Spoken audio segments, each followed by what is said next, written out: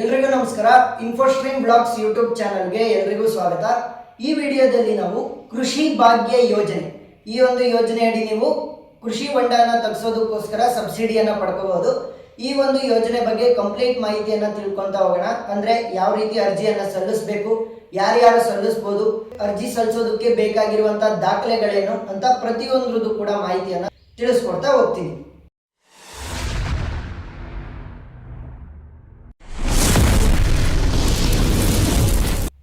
ಕೃಷಿ ಭಾಗ್ಯ ಯೋಜನೆ, ಈ ಯೋಜನೆಯನ್ನ ಕರ್ನಾಟಕ ಸರ್ಕಾರದ ಕೃಷಿ ಇಲಾಖೆಗಳ ಕಡೆಯಿಂದ ಜಾರಿಗೆ ತಂದಿರುವಂತಹ ಯೋಜನೆಯಾಗಿದೆ ಇದು.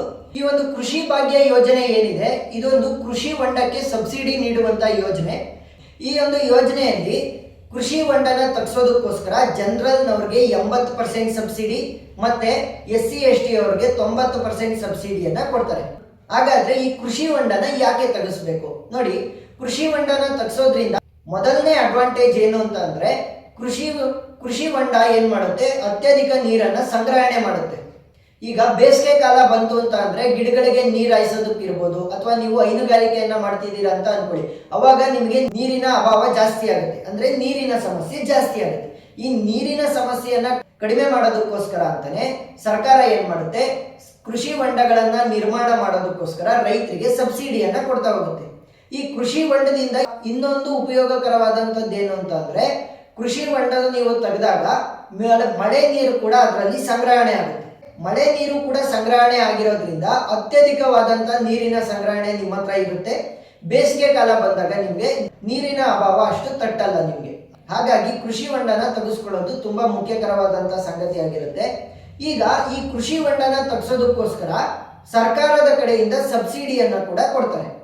ನಾನು ಆಲ್ರೆಡಿ ಹೇಳಿರುವಂತೆ ಜನರಲ್ ಅವರಿಗಾದ್ರೆ 80% ಸಬ್ಸಿಡಿ ಮತ್ತೆ SC/ST ಅವರಿಗಾಗಿದ್ರೆ 90% ಸಬ್ಸಿಡಿ ಸಿಗುತ್ತೆ. ಹಾಗಾದ್ರೆ ಈ ಒಂದು ಸಬ್ಸಿಡಿ ಸಿಗೋದಕ್ಕೆ ಏನೇನು ಅರ್ಹತೆ ಇರಬೇಕು ಅಂದ್ರೆ ಮಾನದಂಡಗಳೇನಿವೆ ಅಂತ ನೋಡ್ತಾ ಹೋದ್ರೆ, ಮೊದಲನೇದು ಅರ್ಜಿಯನ್ನ ಸಲ್ಲಿಸುವಂತವರು ಕರ್ನಾಟಕದ ಕಾಯಂ ನಿವಾಸಿ ಆಗಿರ್ಬೇಕು. ಸೊ ಕಾಯಂ ನಿವಾಸಿಗಳಿಗೆ ಮಾತ್ರ ಈ ಒಂದು ಯೋಜನೆಗೆ ಅರ್ಜಿಯನ್ನ ಸಲ್ಲಿಸೋದಕ್ಕೆ ಅವಕಾಶ ಇರುತ್ತೆ. ಎರಡನೆಯದಾಗಿ ಈ ಹಿಂದೆ ಅಂದ್ರೆ ಹಿಂದಿನ ವರ್ಷಗಳಲ್ಲಿ ಈ ಒಂದು ಯೋಜನೆಯಿಂದ ನೀವು ಕೃಷಿ ಹೊಂಡನ ತೆಗೆಸೋದಕ್ಕೆ ಯಾವುದೇ ಸಬ್ಸಿಡಿಯನ್ನ ಪಡ್ಕೊಂಡಿರಬಾರ್ದು.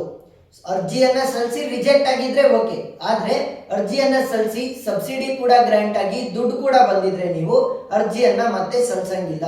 ಇಲ್ಲ ಅಂತಂದ್ರೆ ಒಂದೊಂದು ಕಂಡೀಷನ್ ಏನ್ ಬರುತ್ತೆ, ನೀವು ಅರ್ಜಿಯನ್ನ ಸಲ್ಲಿಸಿರ್ತೀರಾ, ಅದು ಕೂಡ ಅನುಮೋದನೆ ಆಗಿರುತ್ತೆ, ಸಬ್ಸಿಡಿ ಕೂಡ ಸಿಕ್ಕಿರುತ್ತೆ, ಹಣ ನಿಮ್ಮ ಅಕೌಂಟಿಗೆ ಬಂದಿರಲ್ಲ, ಅವಾಗ ಕೂಡ ನೀವು ಈ ಒಂದು ಯೋಜನೆಗೆ ಅರ್ಜಿಯನ್ನ ಸಲ್ಲಿಸಂಗಿಲ್ಲ. ಇದು ಸರ್ಕಾರದ ಯೋಜನೆ ಆಗಿರೋದ್ರಿಂದ ಬರೋದು ತುಂಬಾ ಲೇಟ್ ಆಗೇ ಆಗುತ್ತೆ. ನೀವು ಯಾವುದೇ ಸರ್ಕಾರದ ಯೋಜನೆ ತಗೊಂಡ್ರು ಕೂಡ ಸ್ವಲ್ಪ ಸಮಯ ಹಿಡಿಯುತ್ತೆ. 6 ತಿಂಗಳು, 1 ವರ್ಷ ಈ ರೀತಿ ಕಾಲಾವಕಾಶ ಬೇಕಾಗೇ ಆಗುತ್ತೆ. ಯಾಕಂತಂದ್ರೆ ಅದೆಲ್ಲ ಪ್ರೋಸೆಸ್ ಆಗೋದಿಗೆ 6 ರಿಂದ 1 ವರ್ಷ ಆಗೇ ಆಗುತ್ತೆ. ಹಾಗಾಗಿ ನೀವು ಸ್ವಲ್ಪ ತಾಳ್ಮೆಯಿಂದ ಈ ಒಂದು ಯೋಜನೆಗಳಿಗೆ ಅರ್ಜಿಯನ್ನ ಸಲ್ಲಿಸಿ. ಮೊದಲು ನೀವೇನಾದ್ರೂ ಕೃಷಿ ಹೊಂಡ ಮಾಡಬೇಕು ಅಂತಂದ್ರೆ ನಿಮ್ ದುಡ್ಡಲ್ಲೇ ನೀವು ಮಾಡಬೇಕು. ಅದಕ್ಕೋಸ್ಕರ ನಿಮ್ಮ ಹತ್ರ ದುಡ್ಡಿದ್ರೆ ನೀವು ಮಾಡಬೇಕು. ಸಬ್ಸಿಡಿನ ನಾನು ನೆಚ್ಕೊಂಡು ಮಾಡ್ತೀನಿ ಅಂತ ಅಂದ್ರೆ ನೀವು ಕೈ ಸುಟ್ಕೊಳ್ಳೋದನ್ನ ಯಾರು ಕೂಡ ತಡೆಯೋದಕ್ಕಾಗಲ್ಲ. ಹಾಗಾಗಿ ಫಸ್ಟ್ ನಿಮ್ಮ ಹತ್ರ ದುಡ್ಡು ಇಟ್ಕೊಂಡು ನೀವು ಕೃಷಿ ಹೊಂಡನ ತೆಗೆಸಿ, ಆಮೇಲೆ ಈ ಒಂದು ಯೋಜನೆಗೆ ಅರ್ಜಿಯನ್ನ ಸಲ್ಲಿಸಿ. ಬಂದ್ರೆ ಬಂತು, ಬರ್ಲಿಲ್ಲ ಅಂತ ಅಂದ್ರೆ ಏನು ಮಾಡೋದಕ್ಕಾಗಲ್ಲ. ಹಾಗಾಗಿ ಈಗ ಮೂರನೇದಾಗಿ ಏನ್ ಬೇಕು ಅಂತಂದ್ರೆ, ಯಾರು ಅರ್ಜಿಯನ್ನ ಸಲ್ಲಿಸಿರ್ತಾರೆ ಅವರ ಹೆಸರಿನಲ್ಲಿ ಯಾವ ಜಾಗದಲ್ಲಿ ನೀವು ಕೃಷಿ ಹೊಂಡನ ತೆಗೆಸ್ಬೇಕು ಅಂತ ಇರ್ತೀರಾ ಅದು ಅವ್ರ ಹೆಸರಲ್ಲಿ ಇರಬೇಕು. ಯಾರ ಹೆಸರಲ್ಲಿ ಅರ್ಜಿ ಸಲ್ಲಿಸ್ತೀರಾ ಅವ್ರ ಹೆಸರಲ್ಲಿ ಕೃಷಿ ಹೊಂಡನ ತೆಗೆಸುವಂತ ಜಾಗ ಇರಬೇಕಾಗುತ್ತೆ. 4ನೇದು ಸಣ್ಣ ಮತ್ತೆ ಅತಿ ಸಣ್ಣ ರೈತರಿಗೆ ಈ ಒಂದು ಯೋಜನೆ, ಅಂದ್ರೆ 5 ಎಕರೆಗಿನ್ನ ಕಡಿಮೆ ಜಮೀನು ಇರುವಂತವರು ಈ ಒಂದು ಯೋಜನೆಗೆ ಅರ್ಜಿಯನ್ನ ಸಲ್ಲಿಸಬಹುದು. ಈಗ ಈ ಒಂದು ಯೋಜನೆಗೆ ನಾನು ಅರ್ಜಿಯನ್ನ ಸಲ್ಲಿಸಿದ್ದೀನಿ ಅಂತಂದ್ರೆ ನನಗೆ ಏನೇನು ಸವಲತ್ತುಗಳು ಸಿಗ್ತವೆ. ಮೊದಲನೇದಾಗಿ ಸಿಗುವಂತದ್ದು ಕೃಷಿ ಹೊಂಡ ತೆಗೆಯೋದಕ್ಕೆ ಸಬ್ಸಿಡಿ. ಎರಡನೆಯದಾಗಿ ನೀರು ಇಂಗದಂತೆ ಅಂದ್ರೆ ನೀರು ಡ್ರೈ ಆಗದಂತೆ ಪಾಲಿಥೀನ್ ಹೊದಿಕೆ, ಟಾರ್ಪಲ್ ಅನ್ನ ಕೊಡ್ತಾರೆ. ಟಾರ್ಪಲ್ ಅನ್ನ ಖರೀದಿ ಮಾಡೋದಕ್ಕೆ ಸಬ್ಸಿಡಿ ಇದರಲ್ಲೇ ಇನ್ಕ್ಲೂಡ್ ಆಗಿರುತ್ತೆ ಎಲ್ಲ. ಮೂರನೇದಾಗಿ ನೀರನ್ನ ಕೆಳಗಡೆಯಿಂದ ಮೇಲ್ಗಡೆ ಎತ್ತೋದಕ್ಕೋಸ್ಕರ ಡೀಸೆಲ್ ಪಂಪ್ ಸೆಟ್ ಅನ್ನ ಕೊಡ್ತಾರೆ. 4ನೇದು ನೀರನ್ನ ಬೆಳೆಗಳಿಗೆ ಹಾಯಿಸೋದಕ್ಕೋಸ್ಕರ ಲಘು ನೀರಾವರಿಗೂ ಕೂಡ ನಿಮ್ಗೆ ಸವಲತ್ತು ಇದೇ ಒಂದು ಯೋಜನೆಯಿಂದ ಸಿಗ್ತಾ ಹೋಗುತ್ತೆ. 5ನೇದಾಗಿ ಕೃಷಿ ಹೊಂಡದ ಸುತ್ತ ನೀವು ಗ್ರೀನ್ ಮೆಸ್ ಅನ್ನ ಹಾಕ್ಬೇಕಾಗುತ್ತೆ. ಯಾಕಂತಂದ್ರೆ ಪ್ರೊಟೆಕ್ಷನ್ ಕೊಡ್ಬೇಕಲ್ವಾ, ಯಾರು ಬಂದು ಬಿದ್ಬಿಟ್ರೆ. ಅದಕ್ಕೋಸ್ಕರ ಗ್ರೀನ್ ಮೆಸ್ ಅನ್ನ ಹಾಕೋದಕ್ಕೋಸ್ಕರ ಏನ್ ಮಾಡ್ತಾರೆ, ನಿಮ್ಗೆ ಸಬ್ಸಿಡಿಯನ್ನ ಕೊಡ್ತಾರೆ. ಗ್ರೀನ್ ಮೆಸ್ ಅನ್ನ ಹಾಕೋದಕ್ಕೋಸ್ಕರ ಇದೇ ಒಂದು ಸಬ್ಸಿಡಿಯಲ್ಲಿ ನಿಮ್ಗೆ ಹಣ ಸಿಗ್ತಾ ಹೋಗುತ್ತೆ. ಈ ಐದು ಅಂಶಗಳಿಗೆ ಸೇರಿ ಕೃಷಿ ಹೊಂಡದ ಸಬ್ಸಿಡಿ ನಿಮಗೆ ಸಿಗೋದು. ಡೀಸೆಲ್ ಪಂಪ್ ಸೆಟ್ ಇರ್ಬೋದು, ಪಾಲಿಥೀನ್ ಹೊದಿಕೆ ಇರ್ಬೋದು, ಆಮೇಲೆ ಗ್ರೀನ್ ಮೆಸ್ ಇರ್ಬೋದು, ಪಾಲಿಥೀನ್ ಹೊದಿಕೆ ಇರ್ಬೋದು, ಇವುಗಳನ್ನೆಲ್ಲದನ್ನು ಕೂಡ ಮಾಡೋದಕ್ಕೋಸ್ಕರನೇ ನಿಮಗೆ ಅಷ್ಟನ್ನು ಸೇರಿಸಿ ನಿಮಗೆ ಸಬ್ಸಿಡಿ ಸಿಗುತ್ತೆ. ಇನ್ನ ಈ ಒಂದು ಯೋಜನೆಯಲ್ಲಿ ನಾನು ಅರ್ಜಿಯನ್ನು ಸಲ್ಲಿಸಾಯಿತು, ನಾನು ಯಾವ ರೀತಿ ಕೃಷಿ ಹೊಂಡನ ತೆಗೆಸ್ಬೇಕು. ಈಗ ಕೃಷಿ ಹೊಂಡನ ಯಾವ್ಯಾವುದೋ ಸೈಜಲ್ಲಿ ನೀವು ತೆಗೆಸೋದಕ್ಕಾಗಲ್ಲ. ಅವರು ಹೇಳಿರುವಂತಹ 5 ಸ್ಪೆಸಿಫಿಕ್ ಡೈಮೆನ್ಷನ್ ಅಲ್ಲಿ ಮಾತ್ರ ನೀವು ತೆಗೆಸ್ಬೋದು. ಕೃಷಿ ಇಲಾಖೆ ಹೇಳಿರುವಂತಹ ಸೈಜಲ್ಲೇ ನೀವು ಕೃಷಿ ಹೊಂಡನ ತೆಗೆಸ್ಕೋಬೇಕಾಗುತ್ತೆ. ಈಗ ಕೃಷಿ ಇಲಾಖೆಯವರು ಹೇಳಿರುವಂತಹ ಸೈಜ್ಗಳು ಯಾವ್ಯಾವುದು ಅಂತಂದ್ರೆ 10 ಮೀಟರ್ ಅಗಲ, 10 ಮೀಟರ್ ಉದ್ದ, ಮತ್ತೆ 3 ಮೀಟರ್ ಆಳ.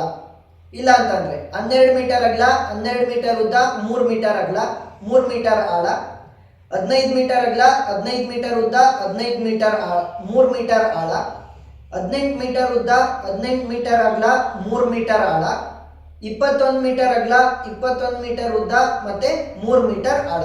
ಸೊ ನೀವು ನೋಡ್ತಾ ಹೋದ್ರೆ ಕೇವಲ ಅಗಲ ಮತ್ತೆ ಉದ್ದ ಮಾತ್ರ ಚೇಂಜ್ ಆಗ್ತಿದೆ ಹೊರತು ಆಳ 3 ಮೀಟರೇ ಇರಬೇಕು. ಹೀಗಾಗಿ ಮೊದಲಿಗೆ ನೀವು ನಿಮ್ಮ ಹತ್ರ ಇರುವಂತ ಅಂದ್ರೆ ನಿಮ್ಮ ಜಿಲ್ಲೆಯ ಕೃಷಿ ಇಲಾಖೆಗೆ ಹೋಗ್ಬಿಟ್ಟು ಅಲ್ಲಿ ನೀವು ಸ್ವಲ್ಪ ಮಾಹಿತಿಗಳನ್ನ ಪಡ್ಕೋಬೇಕಾಗುತ್ತೆ.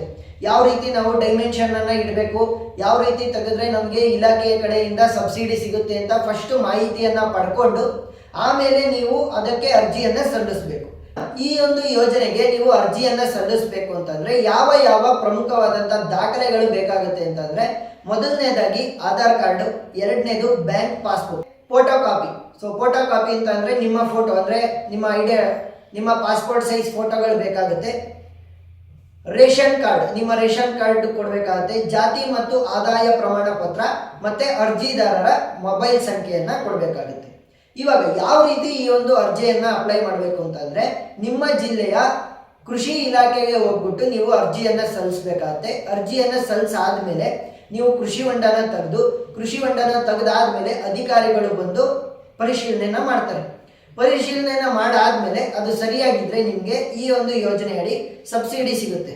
ಜನರಲ್ನವರಿಗೆ 80% ಮತ್ತೆ SC/ST ಅವರಿಗೆ 90% ವರೆಗೂ ಕೂಡ ಸಬ್ಸಿಡಿ ಸಿಗ್ತಾ ಹೋಗುತ್ತೆ. ಸೊ ನಾನು ಅವಾಗಲೇ ಹೇಳಿರೋ ರೀತಿ ನೀವು ನಿಮ್ಮ ಹತ್ರ ಇರುವಂತಹ ಕೃಷಿ ಇಲಾಖೆಗೆ ಹೋಗ್ಬಿಟ್ಟು ಅರ್ಜಿಯನ್ನ ಸಲ್ಲಿಸಬಹುದು. ಇಲ್ಲ ಅಂತಂದ್ರೆ ಕೃಷಿ ಇಲಾಖೆದೇ ಒಂದು ವೆಬ್ಸೈಟ್ಗಳಿರ್ತವೆ, ಆ ವೆಬ್ಸೈಟ್ಗಳಲ್ಲಾದ್ರೂ ನೀವು ಅರ್ಜಿಯನ್ನ ಬೇಕಾಗಿರುವಂತಹ ದಾಖಲೆಗಳನ್ನ ನೀಡಿ ಅರ್ಜಿಯನ್ನ ಸಲ್ಲಿಸಬಹುದು. ಈ ವಿಡಿಯೋದಲ್ಲಿ ನಾವು ಯಾವ ರೀತಿ ಕೃಷಿ ಭಾಗ್ಯ ಯೋಜನೆಯಿಂದ ರೈತರು ಕೃಷಿ ಹೊಂಡನ ನಿರ್ಮಾಣ ಮಾಡೋದಕ್ಕೋಸ್ಕರ ಸಬ್ಸಿಡಿಯನ್ನ ಪಡ್ಕೋಬಹುದು ಅಂತ ತಿಳ್ಕೊಂತ ಹೋದ್ವಿ. ಇದೇ ರೀತಿ ಇನ್ಫಾರ್ಮೇಟಿವ್ ವಿಡಿಯೋಗಳು ನಿಮಗೆ ಡೈಲಿ ಬೇಕು ಅಂತಂದ್ರೆ ನೀವು ನಮ್ಮ ವಾಟ್ಸ್ಆಪ್ ಗ್ರೂಪ್ ಅನ್ನ ಜಾಯಿನ್ ಆಗ್ಬೋದು. ಅದರ ಲಿಂಕ್ ಅನ್ನ ನಾನು ಡಿಸ್ಕ್ರಿಪ್ಷನ್ ಅಲ್ಲಿ ಕೊಟ್ಟಿರ್ತೀನಿ. ಮತ್ತೊಂದು ಇನ್ಫಾರ್ಮೇಟಿವ್ ವಿಡಿಯೋ ಜೊತೆ ನಿಮ್ಮ ಮುಂದೆ ಬರ್ತೀನಿ. ಅಲ್ಲಿವರೆಗೂ ನಮಸ್ಕಾರ.